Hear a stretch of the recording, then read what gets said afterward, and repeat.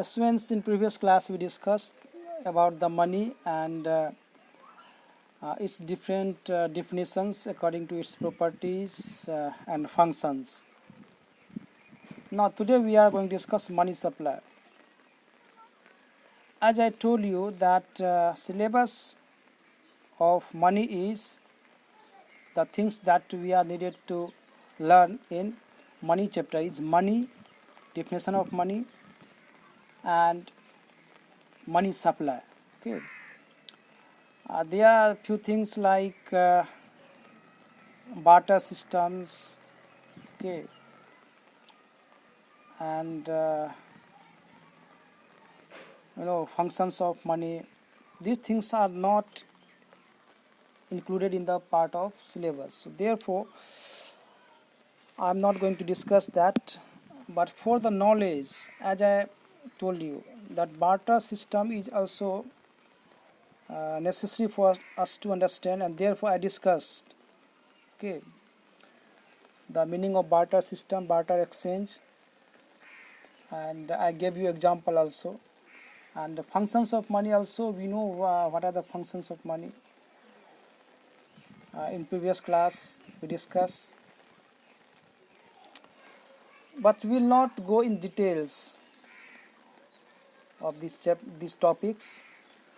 Now today we will discuss money supply, okay, and its components. So first, what is meaning of money supply? First understand this.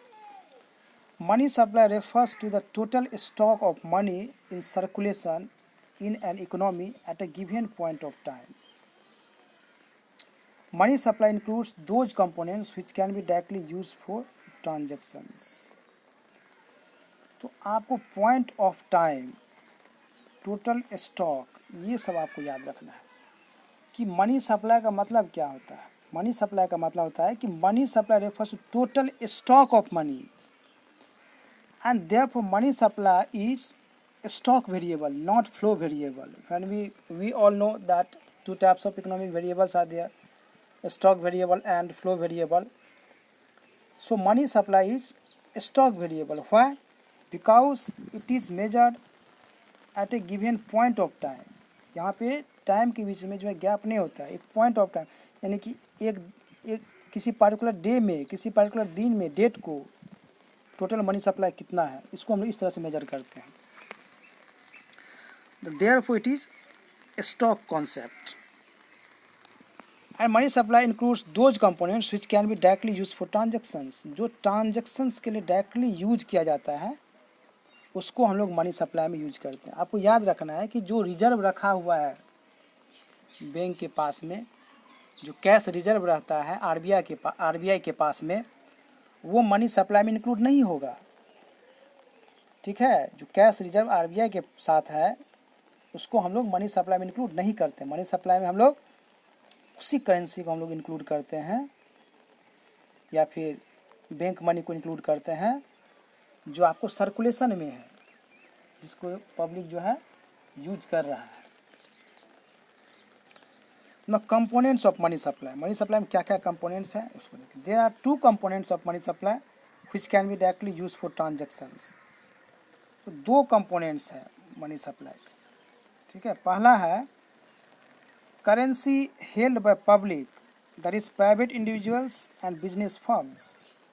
तो जो money supply है, stock of money है, उसमें दो part है, दो component, दो type का है. पहला है currency held by public. Public के हाथ में जो करेंसी है, तो पब्लिक मतलब क्या, पब्लिक में जो प्राइवेट इंडिविजुअल्स है, और दूसरा उसमें क्या आ जाएगा, बिजनेस फर्म जो है, जो इंडस्ट्रियलिस्ट है, वो सब उसमें आ जाएगा. It consist of coins. Currency held by public में क्या क्या चीज़ होगा, पहला इसमें क्वाइंस आएगा. क्वाइंस क्या होता है, these are token coins which face value is more than their intrinsic value. Now intrinsic value जो है ये क्या होता है, इसका मतलब क्या होता है. इंट्रिंसिक वैल्यू जो होता है उसका इनर वैल्यू होता है, मतलब उसका जो है उसका मेन वैल्यू कितना है, मतलब जिस चीज़ से वो बना हुआ है, जो करेंसी जिस चीज़ से बना हुआ है, जो कॉइन जिस चीज़ से बना हुआ है, उसका क्या वैल्यू है. जैसे मान लीजिए कि 1 रुपीज़ का एक सिक्का है, 1 रुपया का सिक्का है, तो वो कोई मेटल से बना हुआ है, तो उस मेटल से जो बना हुआ है उसमें उसका कितना मतलब उसका कीमत कितना होगा, वो हुआ। तो वो हुआ इंट्रिंसिक वैल्यू, जिस मेटल से बना हुआ। जैसे एक पे करेंसी हो गया, एक जो है आप मान लीजिए 2000 रुपया का जो नोट है वो पेपर का बना हुआ है, तो उसका इंट्रिंसिक वैल्यू क्या है, कुछ नहीं है उसका, लेकिन उसका फेस वैल्यू जो है कितना है, 2000 है। तो यही बोला है कि coins, these are token coins whose face value is more than their intrinsic value.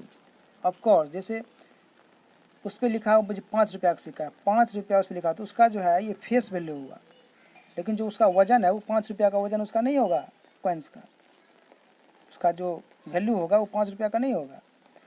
तो यही इसमें बोला जा रहा है कि उसका जो फेस वैल्यू वो ज़्यादा होता है इंट्रिंसिक वैल्यू से। नेक्स्ट, तो सेकेंड इसमें क्या है, कॉइन्स पहला हो गया, दूसरा पेपर करेंसी। ठीक है, these are promissory notes ranging from 1 rupee to 2000 rupee notes whose monetary value is more than their non monetary value। ठीक है, इसमें वही बात बोल रहा है कि उसका जो फेस वैल्यू होगा, जो मॉनेटरी वैल्यू होगा वो ज़्यादा होगा। और आपको मालूम है कि डीमोनेटाइजेशन के बाद जो है आपको 2000 रुपया का नोट्स जो है मार्केट में आया, तो नोट्स जो है 1 रुपया से लेकर के और 2000 रुपीज़ नोट्स जो है आपका मार्केट में अवेलेबल है, मनी सप्लाई में जो है ये अवेलेबल है। In India 1 rupee note is issued by Ministry of Finance of Government of India and the remaining notes are printed by RBI। ठीक है, ये नोट नहीं होगा।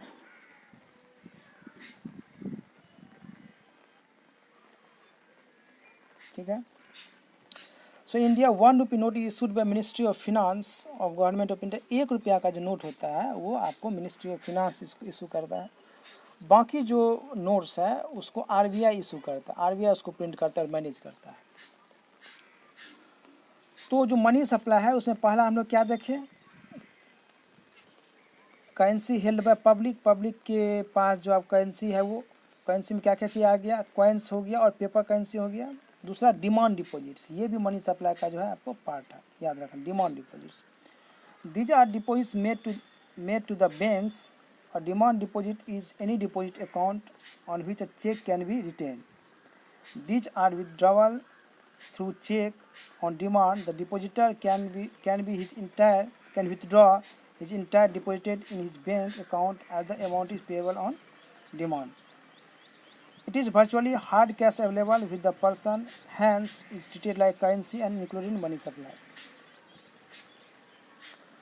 देखिए, डिमांड डिपॉजिट जो है उसको भी हम लोग इंक्लूड इसलिए करते हैं क्योंकि वो जो है आपको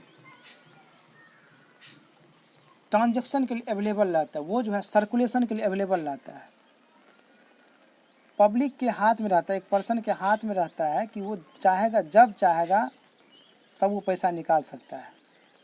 तो हार्ड कैश जो है बैंक के पास अवेलेबल रहता है, वो जो है सर्कुलेशन के लिए।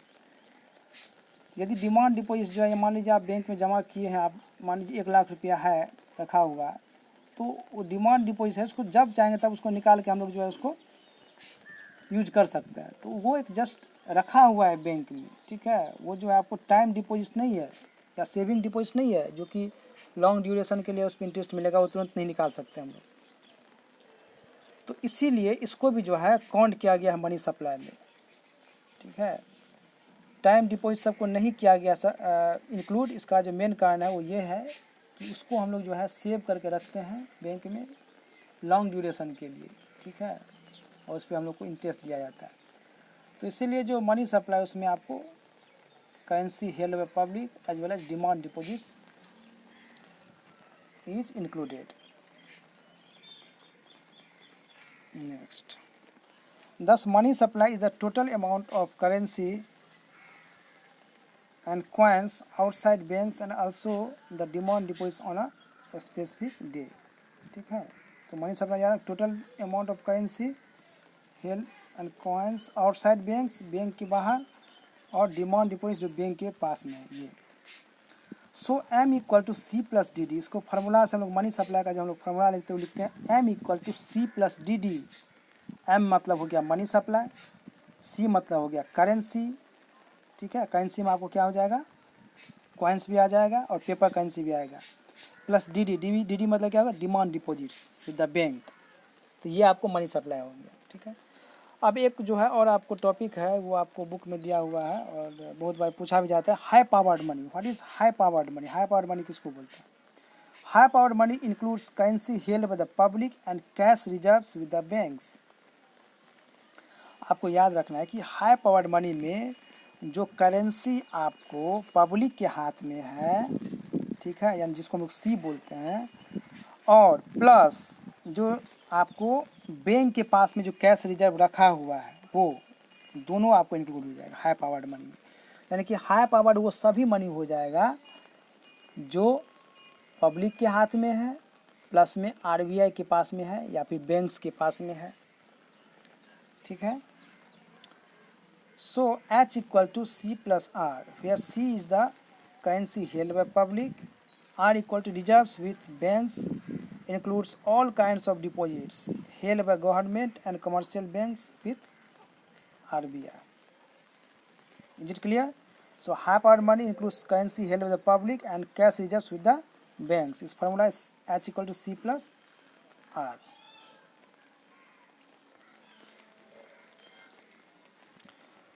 Now measures of money supply.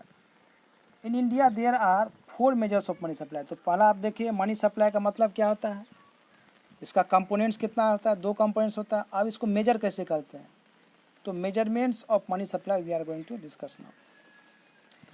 In India there are 4 measures of money supply, M1, M2, M3 and M4। 4 तरह का जो यहाँ पे मनी सप्लाई होता है, M1, M2, M3, M4। These are defined by RBI on the basis of their liquidity. Liquidity के basis पे जो है कि कौन कितना लिक्विडिटी का प्रॉपर्टी को जो है इनहेरिट करता है, उस बेसिस पे जो है इसको डिवाइड किया गया है। 4 तरह का होता है, M1, M2, M3 and M4। M1 it is narrow money. Narrow money क्या होता है, नैरो मनी ब्रॉड मनी हम लोग डिस्कस कर चुके हैं। तो M1 जो है इसको हम लोग नैरो मनी बोलते हैं। M1 equal to C plus DD plus OD, ये जो है फार्मूला को आपको याद रखना है। Where C equal to currency that is coins and paper notes held by public, DD equal to demand deposits of the banks, and OD equal to other deposits with RBI or institutions like Industrial Development Bank of India, World Bank, IMF, ये ठीक है। तो यानी कि जो narrow money M1 जो है narrow money है, वो जो आपको जो ट्रांजैक्शंस के लिए जनरली जो यूज किया जाता है, जो पब्लिक के पास में सर्कुलेशन के लिए अवेलेबल रहता है, जो जस्ट अभी डिस्कस किए थे, वो सब इंक्लूड हो जाएंगे। कि करेंसी कॉइन्स पेपर नोट्स हो गया, प्लस जो डिमांड डिपॉजिट बैंक के पास में है वो हो गया, और अदर डिपॉजिट जो RBI के पास में है या फिर वर्ल्ड बैंक के पास में है, IMF के पास में है, उसको भी इसमें इंक्लूड कर लिया गया। ये हो गया M1। Next M2। M2 it is also narrow money. It includes savings of people with post offices along with M1। M2 में सिर्फ इतना किया गया है कि पोस्ट ऑफिस में जो डिपॉजिट्स है, सेविंग डिपॉजिट, उसको भी इंक्लूड कर लिया। तो आपको याद रखें M2 equal to M1 plus saving deposits with post office saving banks, ठीक है। और ये भी आपको नैरो मनी ही है, क्योंकि ये भी जो है पोस्ट ऑफिस को इसलिए इंक्लूड किया गया है कि बैंक के अलावा पोस्ट ऑफिस में भी जो सेव करके रखा जाता है, उसको भी कभी भी जो है उसको सर्कुलेशन में लाया जा सकता है, कभी भी उसको जो है यूज किया जा सकता है। तो M2 equal to M1 plus saving deposits with post office saving banks. So this is all about the money supply, its components, and we started to discuss the measurement of money supply. M1 M2 discuss की, M3 M4 हम लोग discuss करेंगे next class में। Thank you.